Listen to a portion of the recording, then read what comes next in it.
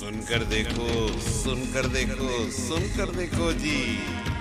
ममता राहुल मोदी बोले, लिखे जितेंद्र जी।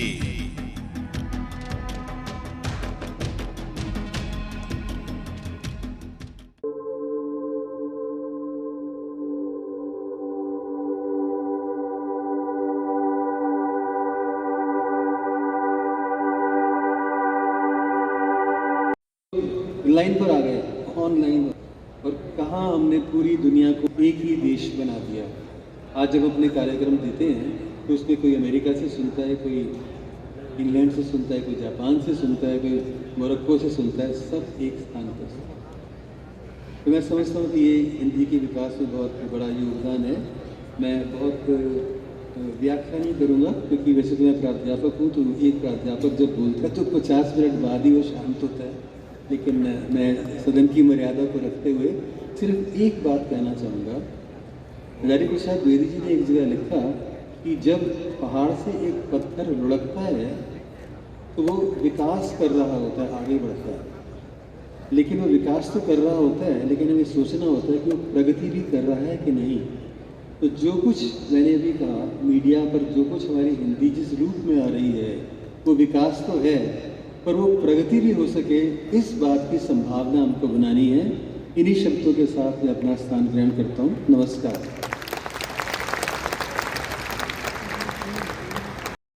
रेडियो में हमने जो समाचार दिए, हमारे सामने भी जैनेंद्र जी ही बोल रहे थे, आपको मालूम ही है। हिंदी में जो इस समय रेडियो के उद्घोषक हैं, उनमें जैनेंद्र जी का नाम बहुत ऊपर है। और कोई एक ज़माना था जब समाचार पत्र देवी नंदन पांडे पढ़ते थे तो सब लोग दिल थाम के बैठ जाते थे, उनकी भाषा सुनते थे, उनकी शैली सुनते थे। तो हिंदी की जो विकसित शैली है बोलने की, प्रस्तुति की, उसकी तरफ भी बहुत ध्यान दिलाया रेडियो ने। और रेडियो ने प्रांजल शुद्ध उच्चारण बताया। आज भी जब आप रेडियो सुनते हैं, उसकी खबरें सुनते हैं, उसके कार्यक्रम सुनते हैं, तो उनकी हिंदी वैसी होती है जो व्याकरण की दृष्टि से बड़ी शुद्ध होती है, और उसका जो बोलने का उच्चारण का ढंग है वो भी बहुत अच्छा होता है। ये उस तरह की हिंदी का विकास हुआ। फिर उसमें नाटक आए, गीत आए, कहानी आई, धारावाहिक, उपन्यास और धारावाहिक और भी ऐसी व्यवस्थाएं आई जहाँ देश के 92% भाग में रेडियो की पहुँच होने से हिंदी लगभग पूरे भारत में पहुँची। मैं वो शब्द मुझे याद आ गया कि ये कहा था किसी ने, रेडियो रिश्तों की बुनियाद पर खड़ा है, क्योंकि वो घर में था तो घर घर वो हिंदी उससे गई। अब चलते हैं टेलीविज़न पर। दूरदर्शन जो है वो दूरदर्शन तो दूर नाम के नाम का ये बहुत पास है।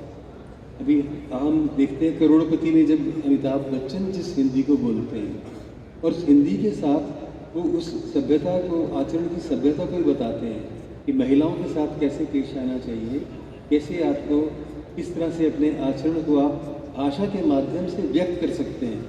आपकी जो बॉडी लैंग्वेज है, भाषा को किस ढंग से आप बोलेंगे। तो वो एक ऐसी हिंदी है जो हम देखते हैं।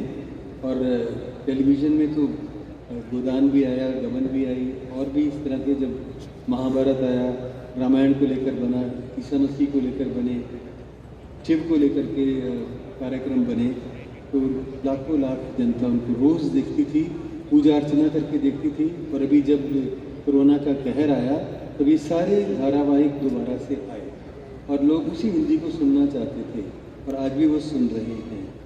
फिर जब सत्यम शिवम सुंदरम कहते हैं, तो ये कहा जा सकता है कि सत्यम शिवम सुंदरम का सबसे बड़ा संवाददाता दूरदर्शन है, जो कि हमारे सामने एक हिंदी का ऐसा संसार खड़ा कर रहा है कि उसके 82% कार्यक्रम जो हैं वो हिंदी में आते हैं, जबकि हमारे देश में इतनी अन्य भाषाएं भी हैं।